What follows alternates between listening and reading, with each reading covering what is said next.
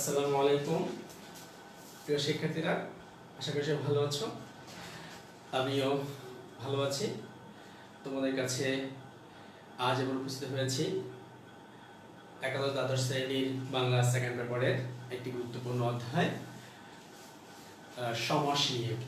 আজ আমি তোমাদের সামনে বাংলা সেকেন্ড পেপারের সমাসের কিছু গুরুত্বপূর্ণ বিষয় উপস্থাপন করব। আশা করি তোমাদের ক্লাসটি ভালো লাগবে। একটু কথা বলে রাখা ভালো যে নিশ্চয়ই তোমরা নিম্ন ক্লাসগুলোতে এই সমাস সম্বন্ধে পড়েছো। সমাস সম্বন্ধে আমরা অনেক কথাই জানি, অনেক দুর্বোধ্য,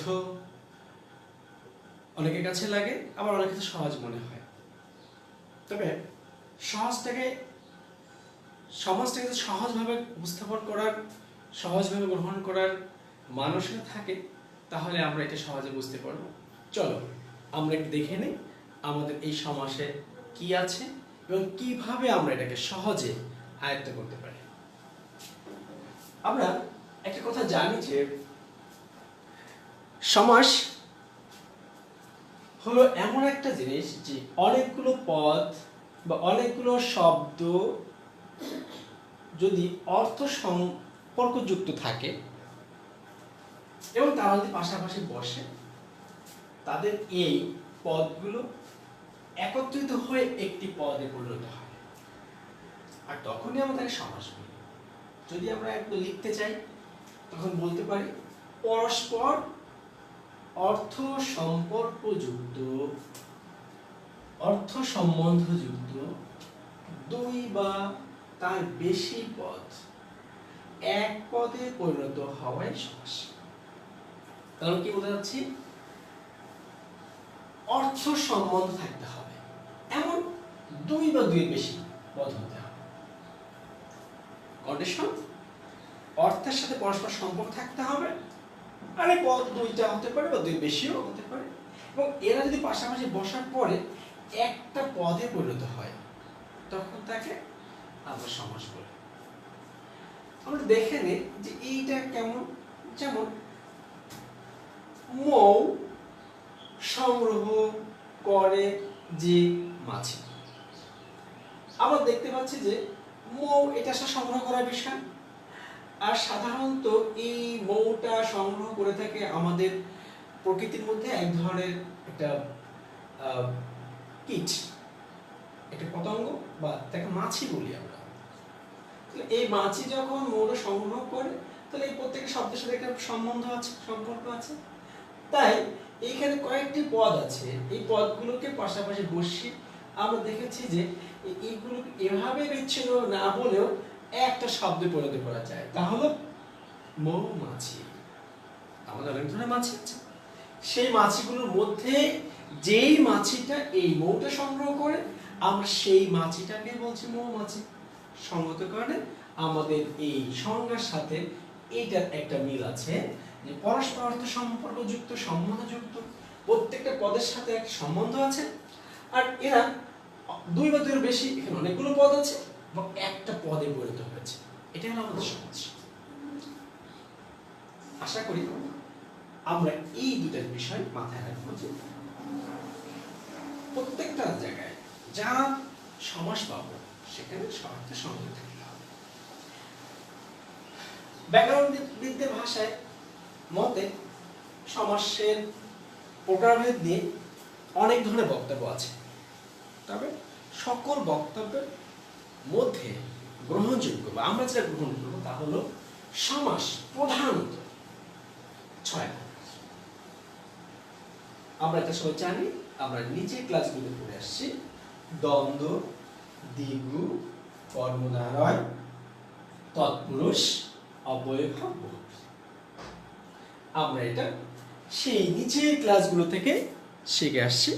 সমাস প্রধানত 6 প্রকার। প্রধানত এই শব্দটা শুধু মনে রাখবো, প্রধানত 6 প্রকার।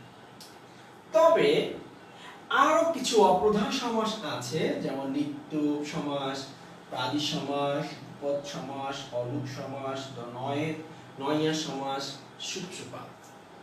এগুলো আমাদের সমাসের মধ্যে আছে, তবে তা অপ্রধান, খুব প্রচলিত নয়, এর কাজগুলো, এর যথেষ্ট পরিমাণে উদাহরণ আমাদের নিত্য ব্যবহৃত হয় না, তাই এটা অপ্রধান করা হয়েছে। আমরা এই সমাস যে প্রধান 6 প্রকার পেয়েছি এইগুলো একটু আজকে দেখব। আসলে এখানে একটা কথা বলে রাখা ভালো যে আমাদের একাদশ দ্বাদশ শ্রেণীতে সমাস কি কাকে বলে এটা জানার চেয়েও সমাস নির্ণয় একটি গুরুত্বপূর্ণ বিষয়। আমাদের একাদশ দ্বাদশ শ্রেণীতে সমাস নির্ণয় যে প্রশ্নগুলো আসে আমরা সেই জায়গা থেকে আজকে কথা বলবো। সমাস নির্ণয় কিভাবে করতে হয়, সমাস নির্ণয় যদি করতে চাই আমরা, তাহলে অবশ্যই আগে আমাদের সমাসের নির্ণয়ের মূল জায়গাটা যেতে হবে। আর তা হলো সমাস নির্ণয় করতে গেলে আমাকে অবশ্যই এই সমাসের অর্থের দিকে যেতে হবে। অর্থের প্রধান, সমাসের অর্থের প্রধান হচ্ছে, আমরা সংজ্ঞা বলেছিলাম পরস্পর অর্থ সম্বন্ধযুক্ত দুই বা তার বেশি পদ এক পদে প্রয়োগ হওয়ার সমাস। আমরা একটা উদাহরণ দেখেছি, মৌ সংগ্রহ করে যে মাছি। এখানে অনেকগুলো পদ আছে, কিন্তু আমরা এই সমাস করার পর যে পদটি পেয়েছি মৌমাছি, এই মৌমাছিতে এসে দেখতে পাচ্ছি এখানে দুটি পদ আছে, একটি মৌ আর একটি মাছি। অথবা আমরা বলতে পারি যে মৌমাছি মিলে একটি পদ। যদি তাই হয়, আমরা এই পদটির মধ্যে আমাদের উদ্দেশ্যটা কি? মৌ সংগ্রহ করে যে মাছি, এত বড় শব্দগুলো যখন একত্র করে ফেললাম তখন মৌমাছি পেয়েছি। এই মৌমাছি থেকে আমাদের উদ্দেশ্যটা কি? মৌ না মাছি? নিশ্চয়ই আমরা মাছিকে উদ্দেশ্য করে থাকি। তাহলে এই মৌমাছি, এখানে আমরা দুটো পদ পাচ্ছি, মৌ একটা মাছি একটা। এখান থেকে আমাদের উদ্দেশ্য হলো মাছি, মানে পরের অংশ। সেহেতু আমরা বলেছি অর্থের প্রধান, যে মৌমাছি থেকে আমরা অর্থের প্রধান কোনটা পেয়েছি? পরের অংশ। এমনি ভাবে আমাদের এই যে অংশটা আছে, এখানে প্রত্যেকটা সমাসবদ্ধ পদে দুটা করে পদ থাকবে, একটা নাম থাকবে পূর্বপদ আর একটা নাম থাকবে পরপদ। যদি আমাদের পূর্বপদের অর্থ প্রদান হয় তাহলে এক ধরনের সমস্যা, যদি পরপদের অর্থ প্রদান হয় তাহলে আর কয়েক ধরনের সমস্যা। আবার যদি উভয় পদের সমাস, উভয় পদের অর্থ প্রদান হয় তাহলে এক ধরনের সমস্যা। আবার অনেক সময় দেখা গেল যে যে সমাসবদ্ধ পদটা পেয়েছি এটা মূল কাছাকাছি কোনো অর্থ প্রকাশ করছে না, ভিন্ন কোনো একটা অর্থকে আমাদের উদ্দেশ্য দিচ্ছে বা অর্থটা আমাদের গ্রহণ করতে হচ্ছে। এই দিক থেকে অর্থের প্রাধান্য হচ্ছে, অর্থের প্রাধান্য যে অর্থটা আমরা গ্রহণ করছি সেই হিসাবে সমাসকে 4 ভাগে ভাগ করা যায়। সমাসকে 4 ভাগে ভাগ। তো দেখে নেই আমাদের মোট সমাস ছিল, প্রধান সমাস ছিল 6 প্রকার। এই 6 প্রকার সমাসকে আমরা 4 ভাগে ভাগ করব কি হিসাবে? অর্থের প্রাধান্য হিসাবে। ফার্স্ট, এই যে দুটো পদ আছে, এই পদের প্রথম পদটার নাম কি বলছি? পূর্বপদ। যদি পূর্বপদের অর্থ প্রধান হয় সেটা হলো অব্যয়ভাব সমাস। আমার 6 প্রকার সমাসের অব্যয়ভাব সমাসের পূর্বপদ প্রধান। আর যদি পরপদ, প্রথমটার পরেরটা দ্বিতীয় অংশ, পরপদ প্রধান হয়, তখন আমরা 3টে সমাস পাব। দ্বিগু, কর্মধারয়, তৎপুরুষ। দ্বিগু, কর্মধারয়, তৎপুরুষ, এই 3টে সমাস পরপদের অর্থ প্রধান। আর যদি উভয় পদের অর্থ প্রদান হয়, উভয় পদ দুটাই, তখন হবে দ্বন্দ্ব সমাস।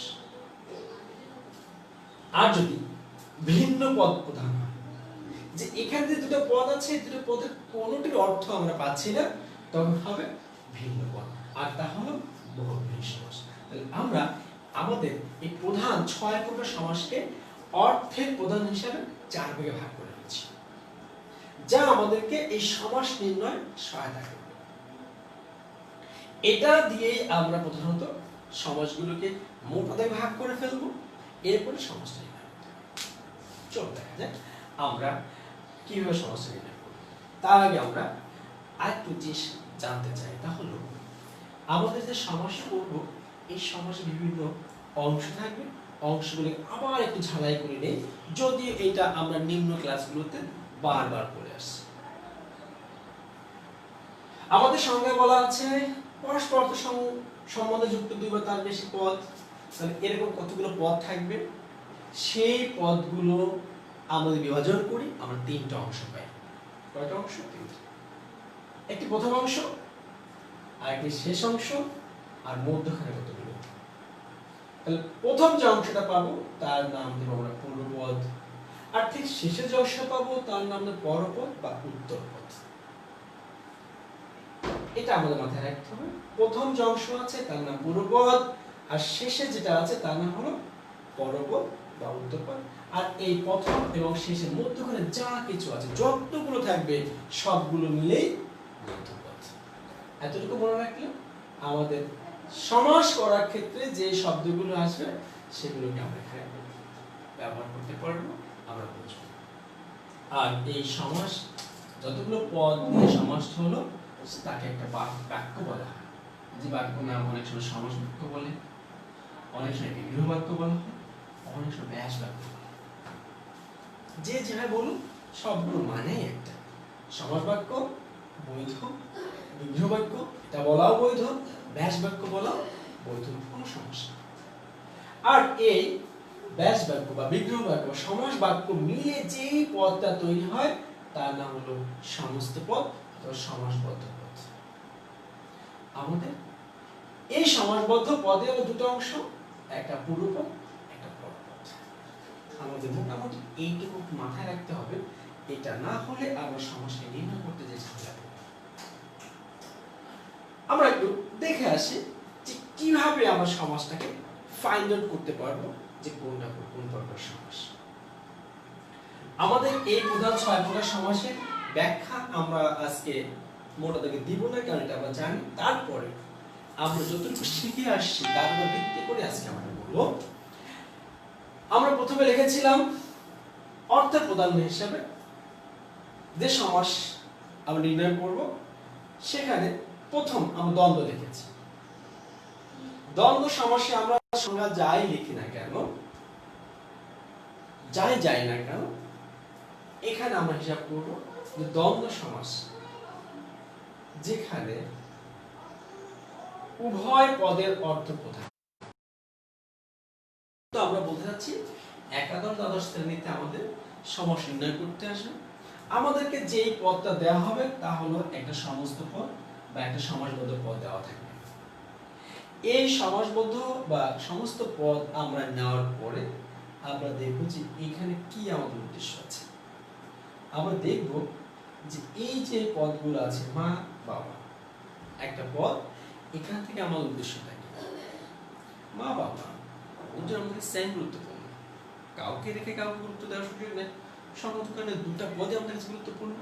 তা মা বাবা একটা সমস্ত পদ, যেহেতু দুটা পদই আমাদের কাছে গুরুত্বপূর্ণ তাই বলছি উভয় পদ প্রধান, আর এই জন্য এটার নাম হয়েছে দ্বন্দ্ব সমাস।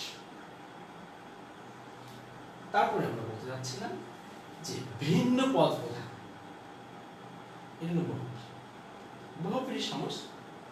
আমরা পাবো একটা 80-20, সমস্ত পদ পাবো 80-20 বলতে আমরা যা বুঝি, 80 বলতে আসলে বোঝায় দাঁত, আর 20 মানে হলো 20। তার মানে দাঁড়ায় যে সকল প্রাণীর দাঁতে বিষ আছে, সবকিছু প্রাণী এরকম হওয়ার কথা ছিল। 80 দাঁত 20, তো যার দাঁতে বিষ আছে সেই 80-20, কিন্তু না, আমাদের ভাষায় এই 80-20 বলতে একটা মাত্র প্রাণীকে বোঝায়, আর তা হলো সাপ। তাহলে আমার 80 দাঁত এটাও বোঝায়নি, 20 মানে বিষক্রিয় জাতীয় পদার্থ তাও বোঝায়নি, বুঝে যে ভিন্ন একটি পদ যা সাপ। সঙ্গত কারণে আমরা বলছি ভিন্ন পদ প্রধান, তাহলে বহুব্রীহি সমাস। আমাদের এই 6টি সমাসের আমরা দুটো শিখে নিলাম, এক দ্বন্দ্ব যার উভয় পদ প্রধান, একটা বহুব্রীহি ভিন্ন পদ প্রধান। আমাদের বাকি আছে আর 4টা সমাস।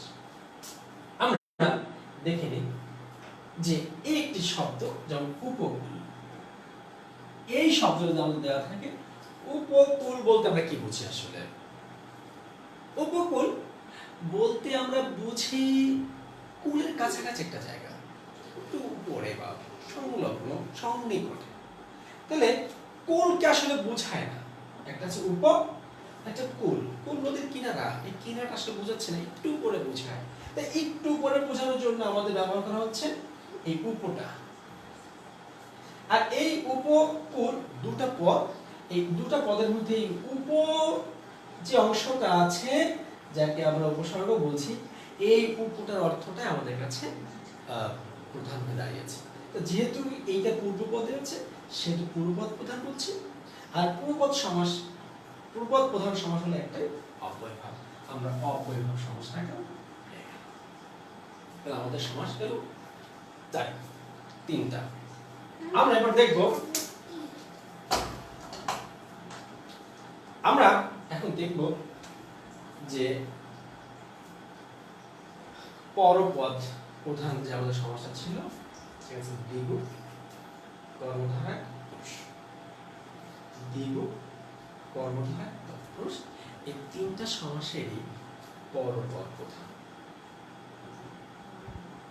তিনটা সমাসের পরপদ প্রধান। প্রথমে দ্বিগু। দ্বিগু সমাস আমরা পাবো এরকম: পঞ্চরথ, ত্রিফলা, চৌরাস্তা। মনে রাখতে হবে দ্বিগু সমাসের সঙ্গে আমরা পড়ে আসছি যে পূর্ব পদে একটি সংখ্যাবাচক শব্দ, শেষে সমাহার। পূর্ব পদে একটি সংখ্যাবাচক শব্দ, শেষে সমাহার, এমনই একটি সমাস যার নাম হলো দ্বিগু সমাস। আর এই পঞ্চরথ আসলে উদ্দেশ্যকে পরে দ্বিতীয় অংশ, মানে উত্তর পদ বা পরপদ। যেমন পঞ্চনদ, এখানে পাঁচ বুঝাই না, আমরা বুঝি নদ। নদ যখন বোঝাই তাহলে পরপদ প্রধান। আর পরপদ প্রধান সমাস হলো আমাদের তিনটা, একটা দ্বিগু, কর্মধারা, তৎপুরুষ। তাহলে আমরা দ্বিগুর সংজ্ঞা বলেছিলাম যদি সংখ্যাবাচক পদ থাকে আর পরপদ প্রধান হয় তাহলে সে দ্বিগু সমাস। সেকেন্ড, আমরা কর্মধারা সমাসের একটা উদাহরণ পাচ্ছি, চাঁদমুখ। চাঁদমুখ এই শব্দটাকে আমরা যখন ব্যাস বাক্য বলি বা আমরা যখন সমাস চাঁদমুখটা বলি, চাঁদমুখ বলতে কি বুঝি? দুটো পদ, একটা চাঁদ আছে, একটা মুখ আছে। চাঁদমুখ দিকে চাঁদকে বোঝায় না কোনো মুখকে বোঝায়? নিশ্চয়ই কোনো মুখকে বোঝায়।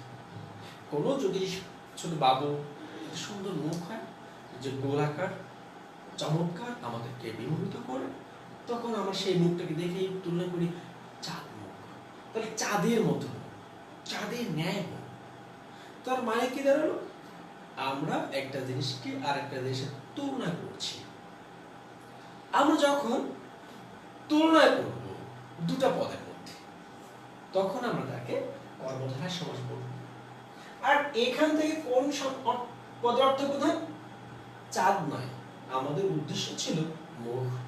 যে মুখটা দেখে আমরা সন্তুষ্ট হয়ে তাকে তুলনা করছি, সেটা হলো আমাদের মুখ।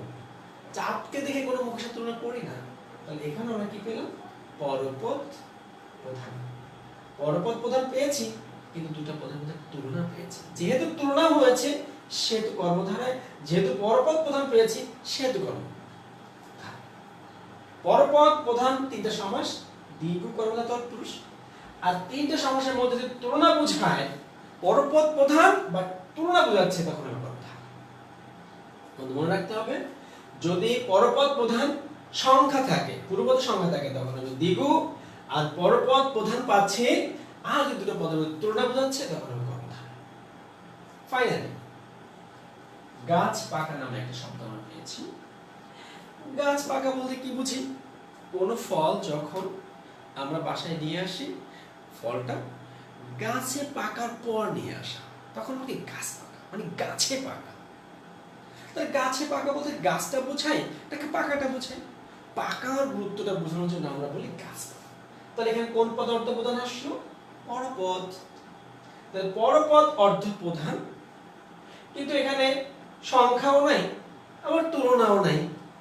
তবে একটা জিনিস আছে, সেটা হলো এই পূর্বপদ গাছ, এই গাছে একটা বিভক্তি ছিল।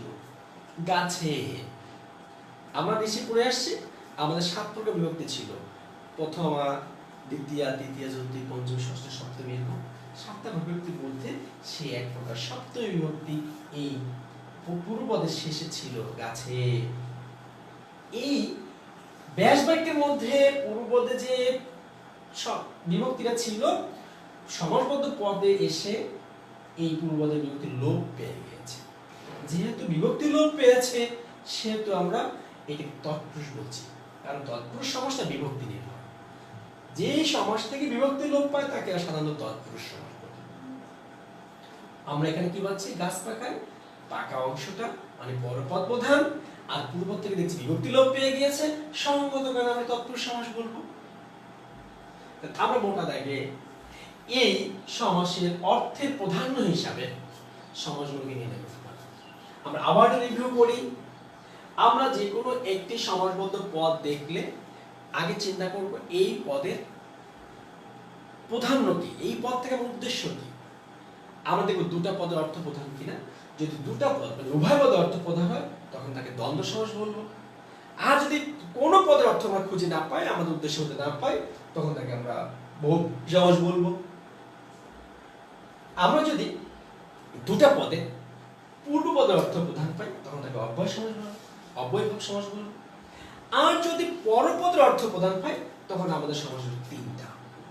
পরপদের অর্থ সমাস হলো 3টা, তার মধ্যে এক হলো দ্বিগু, কর্মধারায় তৎপুরুষ।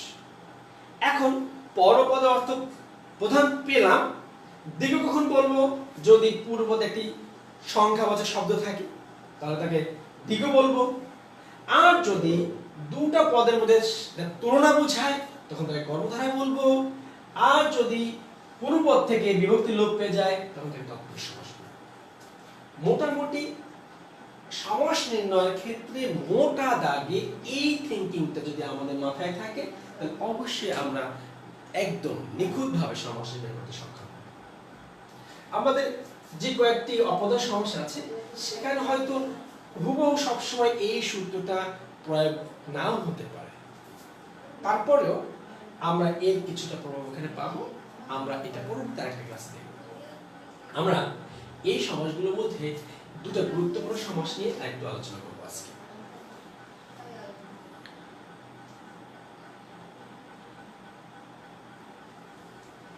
আমরা প্রথমে আসি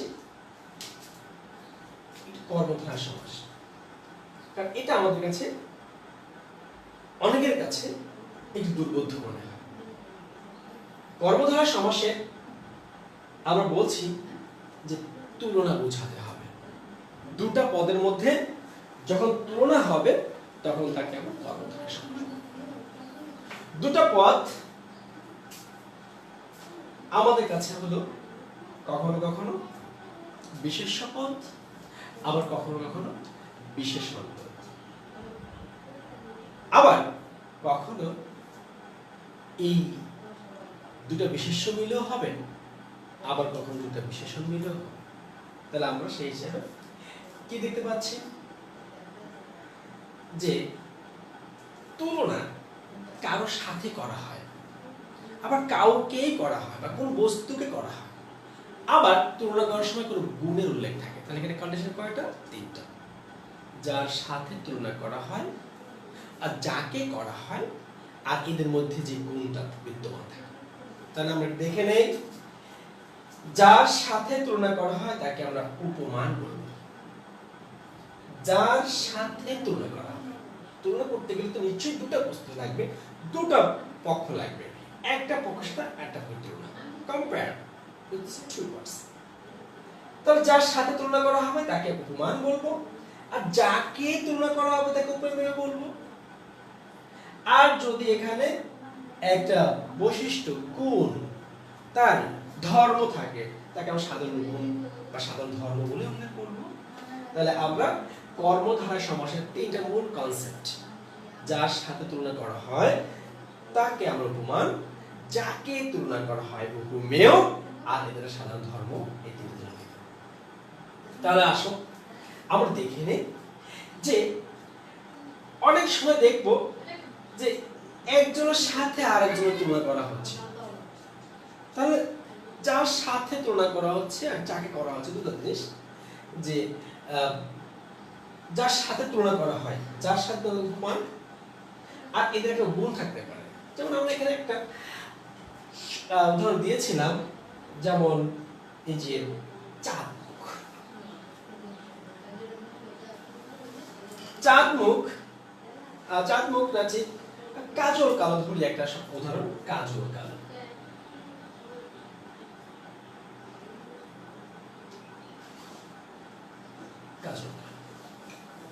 এই কাজল কালো বলতে আমরা বুঝি কাজলের ন্যায় কালো। আমরা কারো চুল দেখে আমরা তুলনা করি, আমার চুলের কাজল কালো, মানে কাজলের মতো কালো। তাহলে কাজলের সাথে তুলনা করছি কোন একটা বস্তু, সেই বস্তুর তার ধর্ম আছে, সেটা কি গুণ।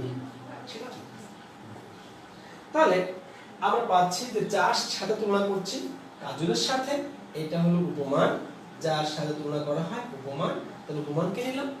আর এই কাজলের একটা গুণ হলো কালো, কালত্ব, এই সাধারণ গুণটা নিয়েছি। তো এমন যদি দুটো পদের মধ্যে সমাস হয় তখন আমরা উপমান কর্মধারায় সমাস করি। আমরা আবার বলছি, তুলনার ক্ষেত্রে দুটো বস্তু আছে, দুটো ব্যক্তি আছে, দুটো জিনিস আছে।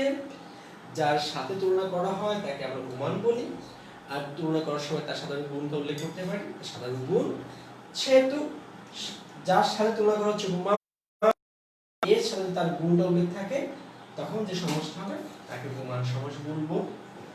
আবার যদি যার সাথে তুলনা করা হচ্ছে এবং যাকে তুলনা করা হচ্ছে, যেমন চাঁদ মুখ বলছিলাম, চাঁদের ন্যায়, চাঁদের সাথে তুলনা করেছি চাঁদ উপমান, আর কাকে তুলনা করছি, মুখকে তুলনা করছি উপমেয়, যাকে তুলনা করছি সে উপমেয়। তাহলে উপমান আর উপমেয় এই দুটো মিলে আমাদের সমাস হয়। তাহলে এই দুটো মিলে যদি সমাস হয় তখন তাকে আমরা উপমিত সমাস বলি।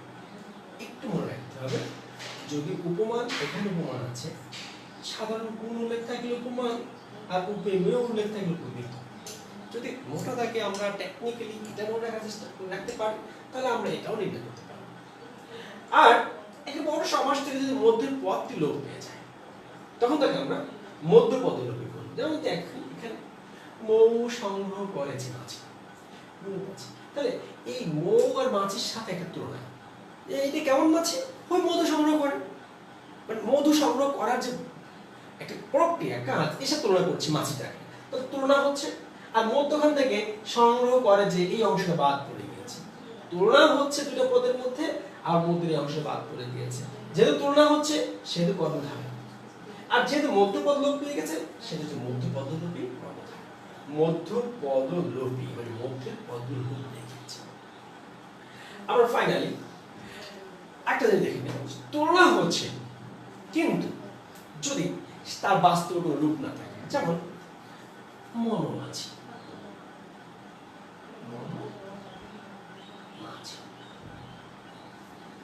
এই মনোমাছি বলতে আমরা কি বুঝি, মনোরূপ মাঝি বা মাঝির ন্যায় মন, যেভাবে আমরা বলি না কেন, মনোরূপ মাঝিটা আমার কাছে ভালো মনে হয় যে এই মাঝি আর মন দুটার সাথে পরস্পর এমনভাবে অঙ্গাঙ্গ যুক্ত যে কখনোই সে নির্দিষ্ট কোনো বলয় চলে না। তাহলে আমাদের মনটাকে ওই মাঝির সাথে তুলনা করে, যে মাঝি ছুটে চলে উদ্দেশ্যহীন লক্ষ্যহীন, সেই মাঝির সাথে যদি আমাদের মনকে তুলনা করি তখন আমরা বলি মনোমাঝি। তাহলে এখানে উদ্দেশ্য মাঝি, কারণ মাঝির কোনো লক্ষ্য উদ্দেশ্য থাকে না, আমাদের মনটাকে তুলনা করছি। তাহলে এখানে কি পাচ্ছি, মনের সাথে মাঝি। আসলে মনোরূপ মাঝি বাস্তবতে এরকম কিছু হয় না, কিন্তু এটা হলো আমাদের একটা মানুষের মনের অভিব্যক্তিকে বোঝানোর জন্য একটা অভেদ কল্পনা। তুলনা হচ্ছে পরের অংশ আমাদের প্রধান, তা নিশ্চয়ই এখান থেকে একটা কিছু হবে।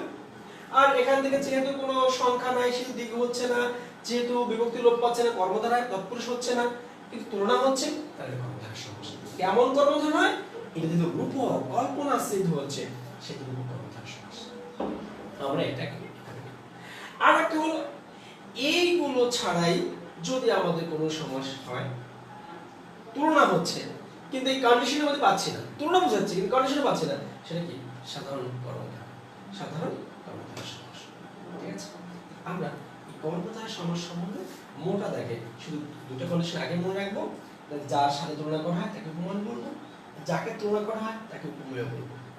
আর যদি উপমানের সাথে সাধারণ গুণ থাকে উপমান কর্মধারয়, আর উপমানের সাথে উপমেয় থাকলে উপপদী কর্মধারয়।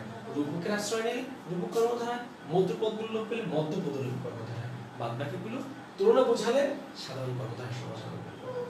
আমরা একটা সমাস দেখবো, তার নাম হলো তৎপুরুষ। তৎপুরুষ সমাসটা আমাদের কাছে একটুখানি সহজ বা একটু দুর্বোধ্য অনেকের কাছে মনে হতে পারে। আমরা দেখি তৎপুরুষ সমাস সাধারণত পূর্ব পদের বিভক্তি লোপ পাওয়া সমাস। যেটা বিভক্তি লোপ সেটা তৎপুরুষ, সোজা হিসাব। তাহলে যদি পূর্বপদ থেকে দ্বিতীয় তৎপুরুষ লোপ পায় কে রে কে, তাহলে দ্বিতীয় তৎপুরুষ। যদি তৃতীয় বিভক্তি দ্বারা দিয়া কর্তৃক লোপ পেয়ে যায় তাহলে তৃতীয় তৎপুরুষ সমাস। যদি আবার কে রে রে লোপ পেয়ে যায় তাহলে চতুর্থ তৎপুরুষ সমাস।